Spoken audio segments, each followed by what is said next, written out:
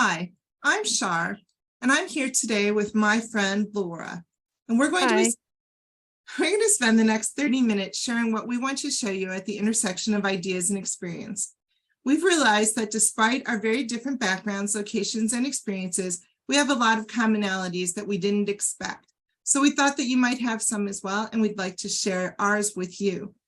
Today, we've been talking about the fact that summer has started here in Ohio and winter has started in Cape Town, and how different our weather is and how we're responding to it. So I've been sharing that it's very humid today and it's 85 degrees Fahrenheit, and that's resulted in using a calculator to look at the difference. So it's about 30 degrees Celsius where I am, but I have high humidity and I have all my fans going, and I've got my bottle of ice water sitting here so that I can make it through the day. But Laura, that is not the experience you're having right now. No, it's not the experience I'm having right now. Right now, it's about 14 degrees, and you're going to laugh at me because I'm dressed for Arctic weather, but 14 degrees is pretty chilly here. I know that also 30 degrees is not a hardship for us. It's pretty mild compared to our summer weather. When we get up to 40 degrees Celsius, which is, I think you said 104 degrees Fahrenheit. 104 Fahrenheit, yes. So that's when we start to, refrigerate our sheets and put ice water in the freezer. Well, it's so funny because I'm looking at you, you're wearing your hooded sweatshirt, and it's 57 degrees Fahrenheit where you are right now. So from my perspective, a summer evening that's 57 degrees is going to be shorts and maybe a sweatshirt. Okay, but you see, when we have 4 degrees Celsius in the dead of winter, we feel like we're dying. If it gets down to 0, we really feel terribly sorry for ourselves and we don't get out of bed. Right. And I don't think you could be happy here at all when it gets down below 32 degrees. So below 0 here for you, you would not be very comfortable. No. It's so funny that once you're used to something and it's within your kind of range of what you're comfortable with, like you don't think anything about it. Yet here we are having this conversation today, and my weather extremes are normal for you and your weather extremes are normal for me, which is interesting. We were also talking about electricity because like my house doesn't have whole house air conditioning, but many homes in my area do.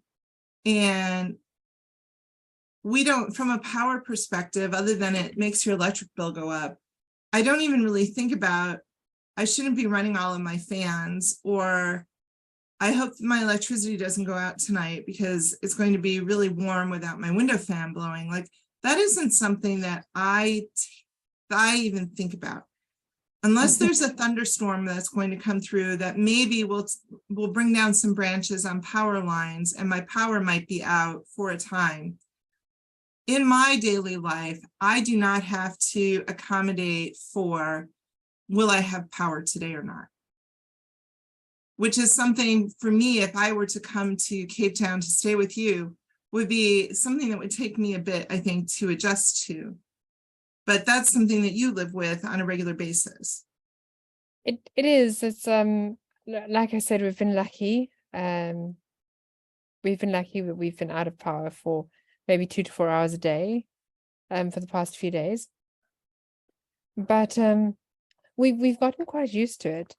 We're so brainwashed that we're grateful if we only have 2 hours without power a day.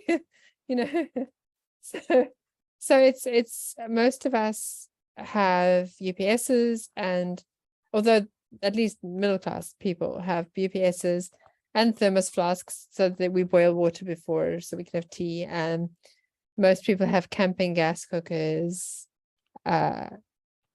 rechargeable or solar lights, but it still means that you can't run your fan. It still means that if you run out of battery on your laptop, you're pretty much trying to read by the light of a solar lamp.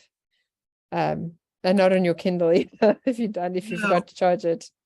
So it's, but you get used to making sure everything is charged, because it can also drop at it's scheduled, but you can also change the drop of a hat. So, and sometimes it just goes out without any prior warning. It doesn't just it just goes out. And you're halfway through cooking your meal, you're halfway through watching a movie, or halfway through your work day, and then it goes out for 4 hours, and it's been out for 4 hours this morning. So your UPS hasn't charged, and you just find yourself unable to work in the middle of the workday, which is it's inconvenient. I'm going to be honest, but like I said, humans are incredibly adaptable, and I think it's just another proof of that. We've adapted to it. I think that's such a good point, because when you first come someplace where the temperature is going to be different, the power access is going to be different, the food is going to be different, the fill in the blank is going to be different. You think that it's overwhelming, and it's just not going to be doable. Like, you're just not going to be able to exist there. But then over weeks and months, as you live within that environment, it just becomes the norm, and you stop consciously thinking about it anymore. You know, absolutely. that's such a good lesson to think about sometimes when you're plopped into something that seems very strange and very foreign, and you're like, this isn't going to work. And I think if you can tap into all those times in your life where you have adjusted and lived happily and adapted in that environment, and stop focusing on, I'm not going to be able to function here because I don't have this, and this, or this is very different. I think that's a good lesson sometimes. Yes, I think it's also important to remember, okay, this is what I've adapted to in the past. And then you think, is this something that I want to be able to adapt to as well? Because that's also important. And I'm not talking about something like weather. I'm talking about things like culture. For example, and 9 times out of 10, there's a lot to be gained if you can just open your mind to it and think, okay, this is foreign to me now, but I will get there. If we go back to the weather example, I have a family member who lived up in Mpangeni, which is about 12 hours north of here, depending how fast you're driving again. And that's quite fast, by the way. And they don't have winter. Cold there means that they put on jeans as opposed to shorts. They don't own jerseys, they maybe have, an older person will have maybe one jersey and one jacket for if they go somewhere else, but they're never going to wear it at home. It's packed away in a suitcase. And he moved here 3 years ago, and that first winter was an absolute shock to his system. But now, while he still finds our sea very, very cold, because up to where he is, the sea is like bath water, he's generally adapted to winter nights where we actually have winter that's noticeable. He's got his actual pajamas, winter pajamas, and a blanket, and he's coping. He's adapted to it really, really well. And I mean, that's quick, 2 or 3 years. Well, and I think having the right things to adapt with, yes, like you were talking about, pajamas. like acquiring those things to help you be more comfortable in the space, like whatever that space is, whether it's a physical space or a cultural space, like having the right mental perspective on it and the right attitude about it, but then also having the things around you to help you to adapt and function in that space too. The tools can also be knowledge.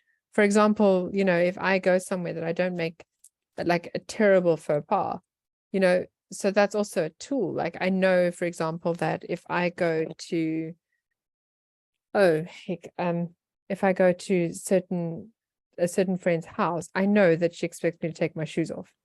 And it's not because she's really fastidious or anything. It's just that I know that that knowledge is a tool for me to respect the space she's in. But not only physical space, but also the boundaries she sets for herself, her way of interacting with the world. That's such a good point, because it's like, if you don't have that knowledge ahead of time, or someone who's willing to share that knowledge with you, then it becomes harder to adapt to being in that place. If you were to come to visit me here, I would tell you, here's your packing list. This is what you should be bringing with you. Here's what you should be anticipating. But then I would also ask you, like, what is it that you would need to be comfortable coming to a different space? You know, what, is there a particular food that you really enjoy, or do you need an extra blanket on the bed? Or I think that's a good lesson. Like, if we imagined anything that new that we're stepping into as going to visit someplace new or relocating to a new environment, like, what would we want to know from those people beyond what's my job description, or what's the rent going to be there? I think it's more about, what's it really like? What is the climate like there? And what's different there that I should know about? And what words do I need to know, or what customs should I be following, so that I can fit in without losing myself, but, you know, be comfortable in that space. But we also made a very good point about meeting people halfway, because like I was saying, I'll take my shoes off there, but she'll make sure she has soy milk for me. So it's sometimes, I think that our adaptability also allows us to meet each other in the middle. You know, I would also tell you what to expect. I would tell you what my expectations were, but I would also ask you what yours were. You know, is there something you don't eat? Do you have any allergies? Is there a kind of activity you don't enjoy? Because obviously this whole thing is about what I would want to show you, but it's not only about what I want to show you, it's also about what you would want to see. Right. Like, what I would find interesting, or what I would like to compare to, or something unique. You know, we went to Portland to visit my daughter, and we went hiking along the Portland coast, and we're looking at sea stack rocks out in the ocean. We don't have those along the Atlantic coast, and we certainly don't have them in Lake Erie. So she took us to places that she wanted to show us that were different from where than where she grew up. The food But that also, was different, and the scenery that was different, and the people that were different. it's also so important, I think, to we were talking earlier about the knowledge makes it richer, because we were talking earlier about how we're looking at the same ocean from different sides. And if you actually have to look at it objectively, you wouldn't say it looks, excepting for the sea stacks, of course, it doesn't look that different. You know, we've got a lot of variety in our coastline, I'm sure you do too, and different oceans. I mean, you have the Pacific where we don't, we have the Indian Ocean, which you don't. But we're looking at the Atlantic from different sides, but knowing that it's at on a different side, and having that window into a different world, but the same thing from a different side. It's like, I feel the same way about stargazing, actually. I'll look at a planet and I'll know it's a planet, but somebody who doesn't care about it will tell me, you know, it just looks like a slightly bigger star. And I'm like, that is Neptune. Knowing that it is Neptune makes the experience richer. Yes, okay, it looks like a blob of light, but knowing that you're seeing to the edge of the solar system is just incredible. And that enriches the experience. So I think that on Earth, it's a similar thing, knowing that you're sharing a photograph from the other side of the Atlantic with me. It just makes it adds kind of, it's like metadata that it adds to the photograph. I love that you said that, because as you were talking, that's what I was thinking about, you know, back to adaptability, that knowledge helps you with adaptability, because if you have limited experiences and limited knowledge and a very narrow frame that you work and live within, I think so you're exposed to so many new things, and you don't have the knowledge to even start to delve into them, whether it's moving to a new community or thinking differently about a political viewpoint or a different book to read or music to listen to.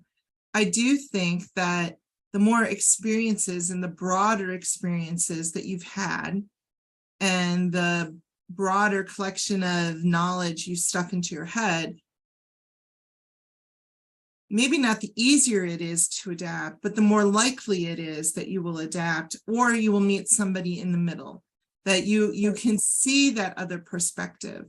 If you've only ever seen one side of the ocean and you believe that that's what the ocean looks like, when presented with the view from the other side of the ocean, you're not willing to accept it.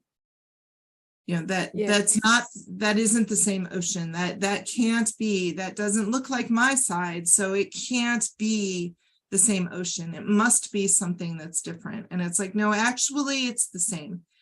And then finding that like commonality piece in the middle, very deep conversation we're having here. But I do think that being able to see beyond where you are, and you don't have to like all of it, and you don't always have to feel comfortable in it, but I do think it helps you to appreciate other perspectives and adapt to being in some place new. If you have what you said about that, about the same thing from a different side, because so often we think there's all this talk about empathy always, and we think that empathy means responding to something. But it's not. It's not about how I would respond to your situation. It's about how you're responding to your situation. We call that, so somebody coined a term, accurate empathy. So it's not about how I would feel if I was in your situation. And so many people miss that fact. It's the same thing, but from a different side, from a different perspective. And everything, every moment shapes how you would react to something, how you respond to it, how it feels for you. And that's what I love about I have this thing that I'm always telling people, ask. Don't ask. People will always say, if you're having something, right? If you're having a tough time, people will say, let me know if I can do anything for you. And 9 times out of 10, you don't even know what that is if you're in the middle of something really stressful. So say to somebody, say like, I had a friend who lost somebody last week, and I had lost somebody a while ago, and so everybody said to me, let me know if you need anything. And I said, thanks, I will. But I didn't. And I said to her, can I bake some cupcakes for the funeral? And she said, yes, that would be really helpful, because you can't. So I'm very big on asking questions, specific questions. What do you need from me? Not, here's a chocolate. Maybe I think you need from me. Here's what I think you need from me. These are the things I can provide. Can you use any of those things? So not just assuming what somebody needs, and also not giving them a vague things that they have to make a decision, but what you can provide. I mean, what if you say, is there anything I can do? And somebody actually says, sure, you can drive across country and fetch my cousin to come to a memorial service. I can't do that. No. I have a job. I have, so, but these are the things I can give you. Which one of those would be useful to you? What can I do for you that is within the realm of possibility, keeping in mind these limitations. Well, going back to our going to visit you kind of guest analogy, I think that's relevant. Incidentally, I'm going to hold you to that. I'm going to come to I'm going to come to your place, and you're saying, okay, if you're going to come to this place, here's what you need to know about the place that I'm in right now.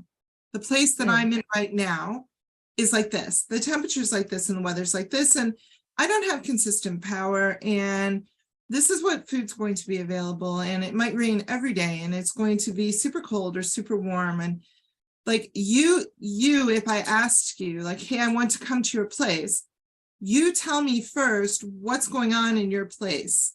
Then you Yes. share with me, here's some things that might be useful to you when you come to my place. You may want to make sure that you have a battery charger with you. You may want to bring some layers of clothes. You know, if you have good walking shoes, because we're going to be walking all over the place. And I don't want to put up with you with your blisters on your sandal feet if we're going to take a 3-mile hike. You know, so if we look at that level of an analogy, like, here's the place that you're coming to. I'm inviting you to come, but I'm going to tell you, this is what this place is right now, and here's how I function within this space. So you may want to bring these things with you. And, you know, I would think to myself, you and I have had conversations about maple syrup and how delicious it is on sausage. We had that conversation a while ago, but I might think to myself, what is it that I could bring with me that would work for you in your space, that you might enjoy, that maybe you can't get? And, you know, back to your, like, your friend and her funeral conversation and her loss. It's like, hey, what's going on in your space right now? If I come to your space, what could I bring with me that's going to help you in your space? And what do I need to be aware of so that when I get there, we're being good friends to each other and I'm not being a burden to you and in your way. Exactly. So many people actually, they're trying to help, but they become burdensome. And I don't mean that badly, you know, it comes from a good place, but they're actually just like forcing you to host. I know that recently somebody was going stressful and a friend turned up, but she expected to be hosted and fed. And, you know, instead of coming in and making tea, it was somebody else told me that, you know, that she actually felt like it was more stressful because she had to make conversation and she had to make tea and she had to see that there was lunch and all of those things. And what she, you know, that wasn't what she'd really signed up for. You know, somebody coming to help ease the load actually didn't ease the load at all. No, just added to it because they thought they were being helpful. But what she needed wasn't really, I mean, she needed emotional support, but more than that, she needed somebody to make, like, say, okay, I'll make tea for you. It's like, can I do your laundry? Would it be helpful if I did your laundry for you? Can I make your bed? You know, how about I make some tea for you and I'll take care of all these things. And why don't you just sit for a bit with your tea? Is that what you need to not be around everybody? Like, would that be useful? I remember my mom once came to visit me. Yeah. And she came in and she was like, and I got sick 3 days into a visit and I was devastated. So she put clean linen on my bed and my husband made some food and I couldn't eat it. But then he took me to the doctor. And while we were at the doctor, she washed my floors and did my laundry just so that he wouldn't have to worry about that as well as taking care of me. Now that is support. That is helpful. You know, she knew what I would need because she knows me well enough to know what I would need. And she didn't expect me to entertain her, even though she had come to visit, you know. She made sure I had clean pajamas and clean linen and clean floors, you know, and so that my husband could deal with, you know, taking me to the doctor and getting, you know, food and making sure that they were both fed and so on. And that's that it seems like something small, but it means so much. Sometimes you can do something that seems quite small for somebody else, but to them it is such a massive thing. Well, I mean, this is 10 years ago. It goes back to knowledge again, right? That the more you can learn about a friend, your family, the coworkers that you're working with, the students in your classroom, your neighbors, you know, the more that you learn about them, and instead of layering your own self on them, like looking at like their side of the ocean, like what tell me about your view of this. What does this look like for you on your side of what you're looking at? so that when I show up on your side, I'm like bringing useful things, bringing useful ideas, useful food, useful cleaning, useful companionship, because we've had a chance to talk about what it looks like on your side, instead of just packing up my side and bringing it with me. Like, Yes, exactly. from my side that I think is appropriate, and I'm going to plop it on you on your side of the ocean and say, I don't understand why you're not finding this helpful, because it's super helpful for me on my side of the ocean. Having these things is perfect for this side of the ocean, and it's completely useless on your side of the ocean. It's Like, coming back to asking though. You're yes, all about reiterating about the asking again. And it's people will generally, they don't want to ask, but I would much rather somebody ask me. I genuinely don't have a problem with people asking me things. I appreciate that, somebody's taken the time to imagine that my reality might be different. I might be having a different experience, and that they're actually curious. They actually care about how it is for me, not how it would be for them. And you were talking about plopping your reality onto somebody else, and I had read an outraged missive from somebody recently who said that they went to Italy, and one of the traveling companions insisted on trying to find a McDonald's.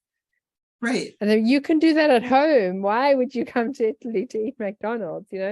And I think, again, we were talking earlier about fitting into a different reality. It's not just about plopping, it's also about embracing what is different.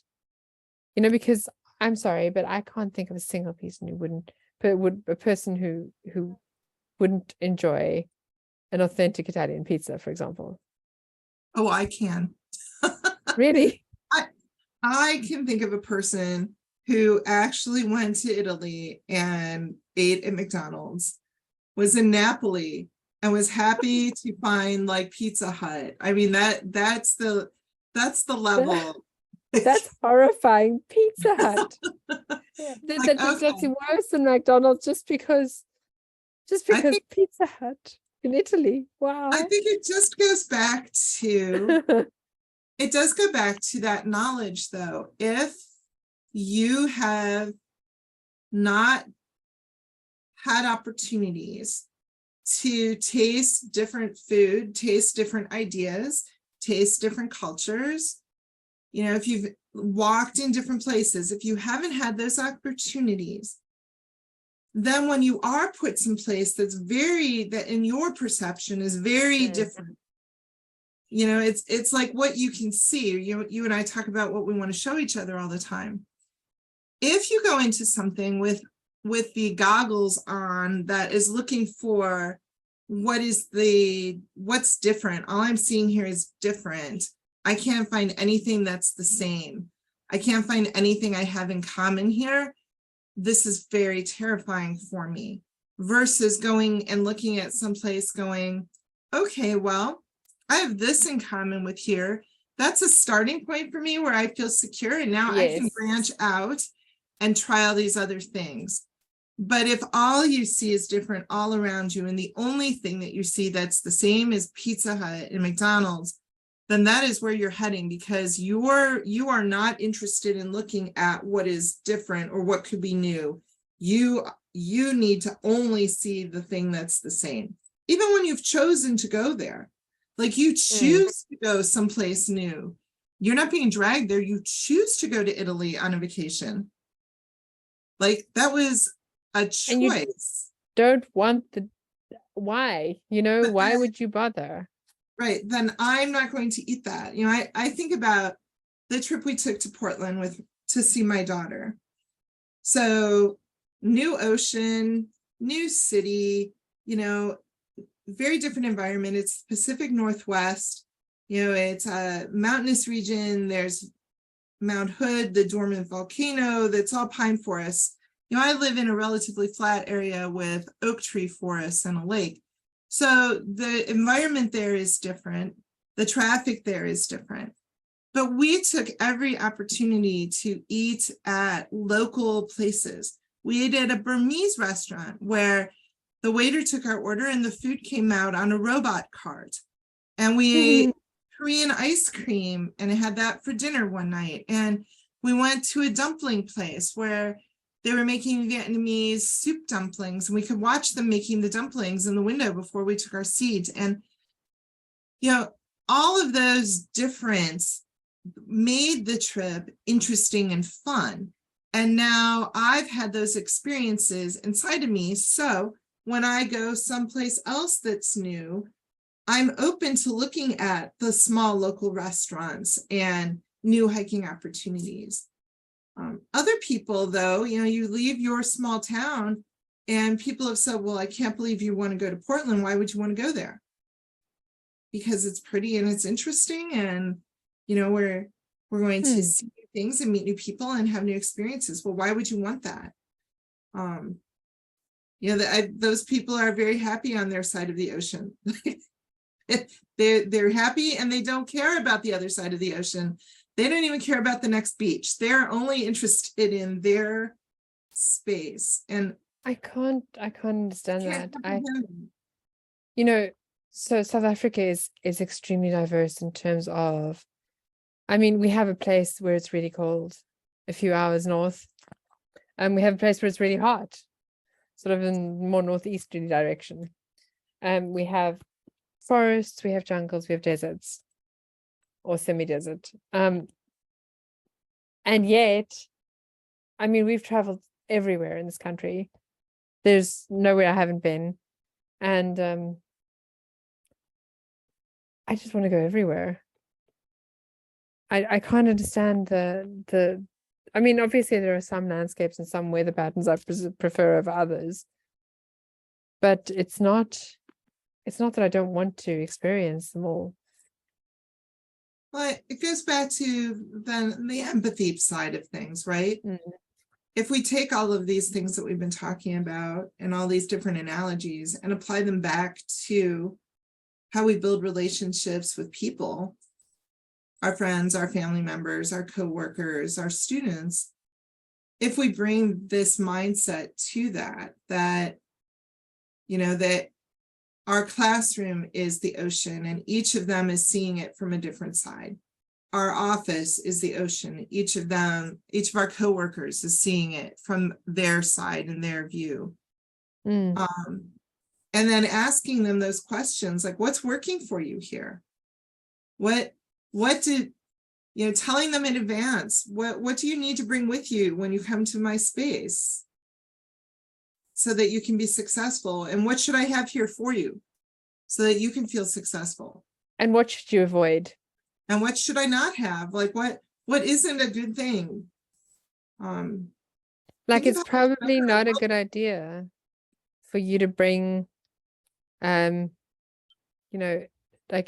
example, if I was to go to certain countries, I would not be able to take certain cough mixtures with alcohol in them, I imagine I wouldn't. Or I also don't want people to bring meat into my home, for example.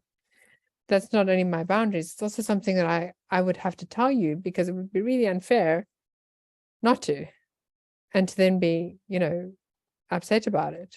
Right. And a lot of people do that. They think people should sort of somehow intuit what they shouldn't do. And then they get upset when you don't. And it's like, well, that doesn't lead to any kind of emotional support or solid friendships or good relationships. But it's that's also, sorry.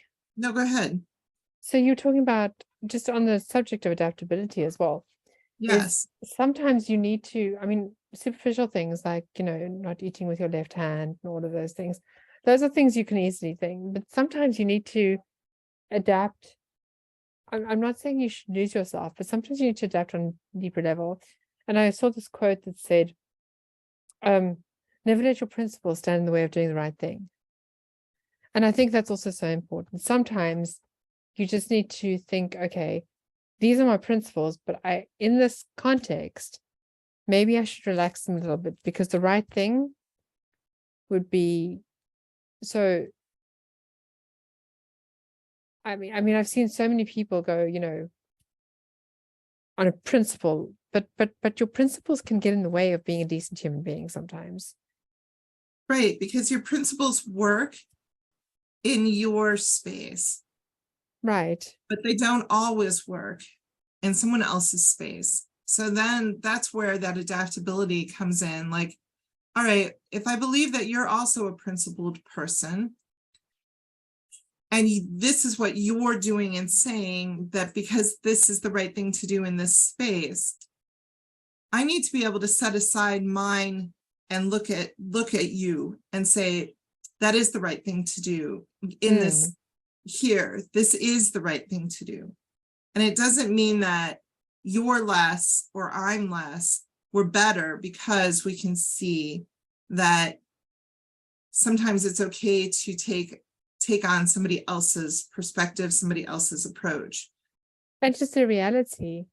It has I mean, to I was be talking about meat in my house, and I don't want meat in my house, but that doesn't mean if I see somebody who is starving, I'm not going to buy them a meat pie or a burger, because I probably am, because it's the right thing to do.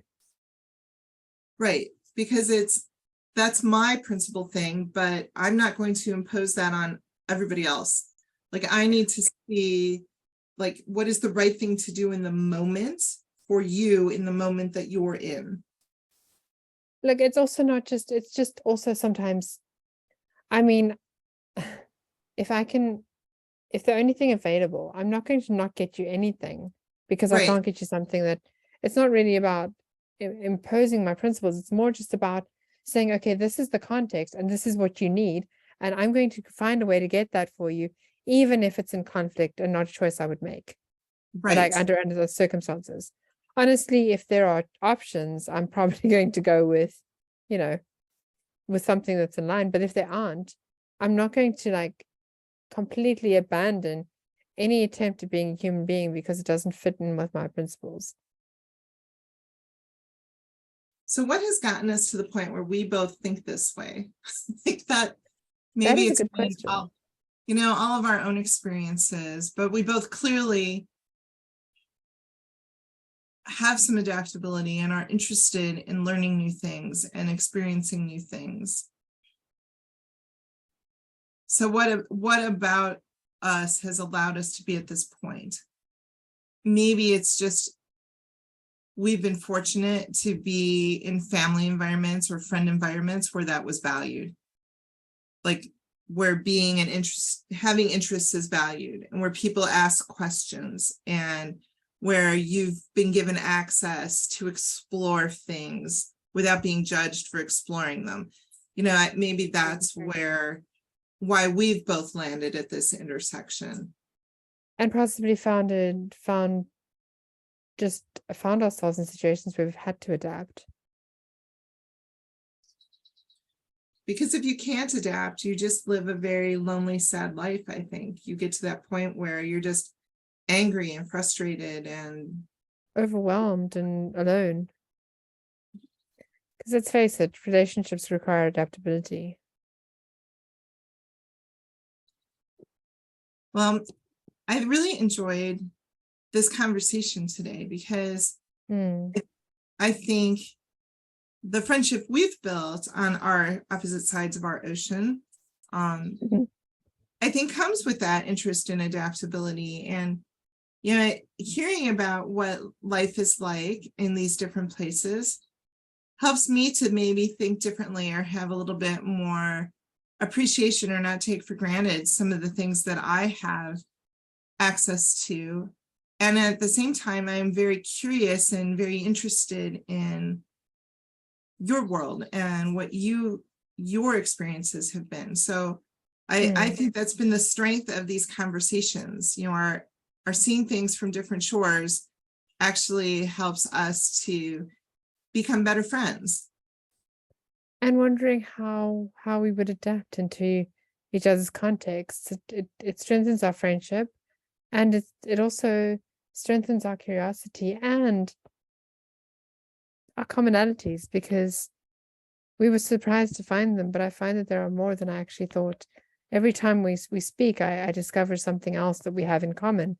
And it really lends itself to the whole we're all just people kind of conversation, even if I don't understand somebody who found a pizza hut in Italy.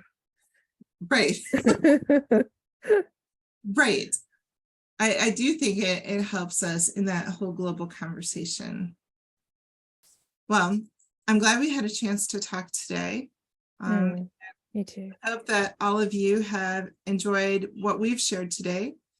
We'd love for you to show us what you see or use our conversation as an opportunity to share what you see with others. Laura, it's been great talking to you today.